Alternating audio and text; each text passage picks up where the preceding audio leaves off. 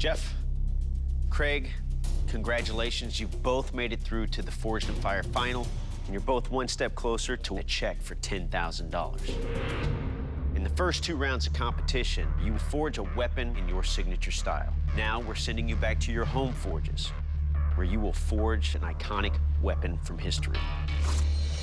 The Warhammer. Nice. The Warhammer is a medieval weapon developed in the 14th century. They came about primarily as a response to advanced armor technology. By this time, the armorers had created suits of plate armor that was so hard and smooth that swords would bounce off them. The Warhammer could deliver its full force to the target and do serious damage without having to penetrate the armor. Its steel head with a spike on one side had a handle that varied in length, but was generally just long enough to be wielded with one hand. The spiked end could be used for hooking the target's legs, reins, or shield, or used as an armor-piercing device. As the use of body armor declined, so did the need for the Warhammer. However, it can still be seen today in the popular film trilogy, The Hobbit, and has lent its name to the board game, Warhammer. Good luck, bladesmiths. We'll see you in 5 days. I'm happy to be here at the Home Forge. I'm in my element. I know what all my tools are. I know how to use my tools. So being here at home's a big advantage for me. It takes a lot of steel to make the amount of Damascus that I'm going to make. The plan for the day is to get my Damascus made. I'm going to take the 2 dissimilar metals. I'm going to heat them up in my forge, get everything hot. I'm going to flux them, keep the oxygen out of there so the scales doesn't form. Then I'm going to beat them together.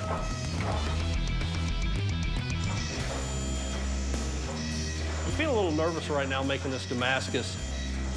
I could get a bad weld. If I get a bad weld in it, everything I've done so far is ruined. It's not a serviceable weapon at that point. I'd have to scrap it and start again. I'm halfway through day 2, and I'm getting the horns on the ram's head now.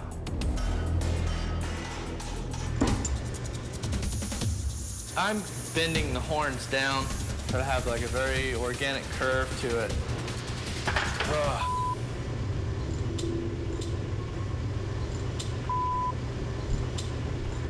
I run out of oxygen on my oxyacetylene torch. I'm not exactly where I want to be on the horns, the hammerhead.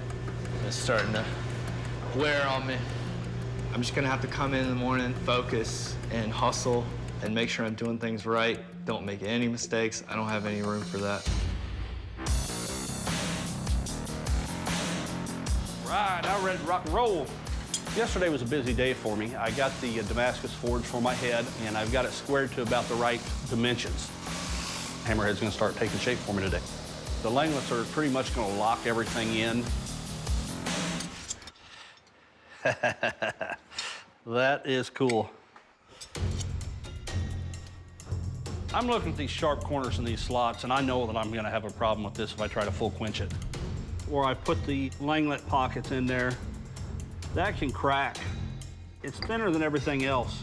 I could literally end up with 2 pieces of hammer. I'm gonna do a differential heat treat on it. I'm gonna try to harden the front and harden the back, but leave the middle soft. If I crack the hammer while I'm quenching it, that could be disastrous for me. Yesterday, I was able to get the hammerhead finished with all the detail, get it quenched, and today I'm getting into the handle. My plan is to add some upholstery rivets down the sides and the front and back of the handle. It's gonna be a mix of unique decorative work and traditional style Warhammer with the spike and the hammerhead. Pretty happy with that. Gentlemen, the Warhammer was primarily a close quarters weapon, but it was devastating to anything it went up against, which occasionally was a castle door. So I'm going to take several strikes against this oak door to see how well the pick on your weapon penetrates. Craig, you ready? I'm ready.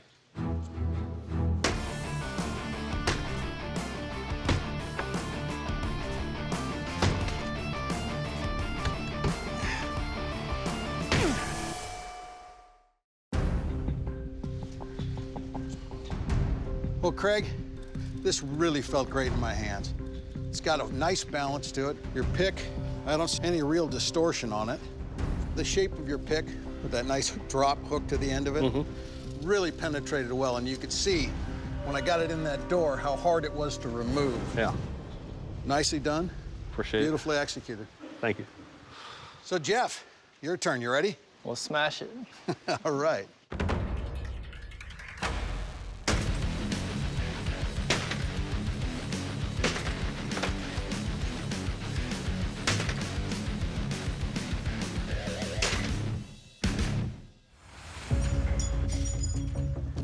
So, we started losing pieces. I could tell that they're on there only decoratively, so I was able to continue on. Good thing, head's still right and tight. All right. The way your pick leans out towards the front gave a lot of penetration. I was really able to just blow parts out of this door. Nicely designed, well executed. Thanks. Bladesmiths, now it's time for the kill test. Warhammers have been known to deliver piercing blows into armor and crush the person behind it. I will deliver strikes at this ballistic dummy that's wearing armor. Then we can see how much lethal damage your Warhammer can give. Craig, you're up. Are you ready? I'm ready. Let's do it.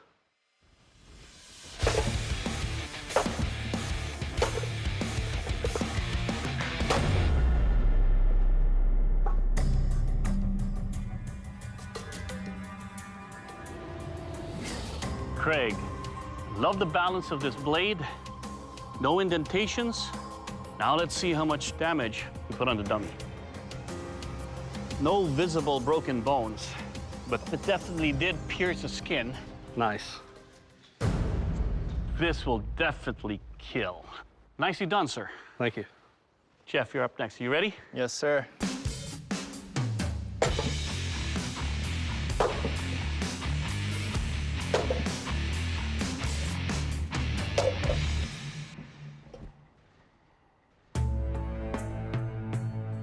Well, Jeff, looks like the other lunge did break off.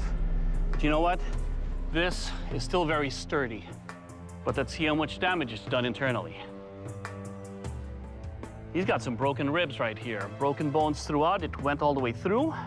And even through armor, you pierce the skin and you cause some internal damage. Jeff, your weapon will kill. Awesome. Good job. Thank you. Gentlemen, this is the strength test. The Warhammer was a favorite on the medieval battlefield. So I'm going to take your Warhammer, and to test its strength and durability, I'm going to take several blows against our stone wall and see how much of this I can move. Craig, you're up. All right, let's do it.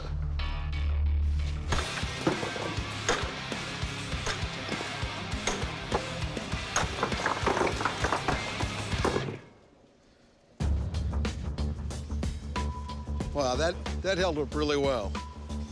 And that's pretty much a hole I could crawl through. That'll work. Perfect. So the handle, what I do like is I could swing it one-handed, but with two hands, I could generate a heck of a lot of energy. Beautiful job. Excellent, excellent. Thank you. Jeff, you're up. Let's knock it down.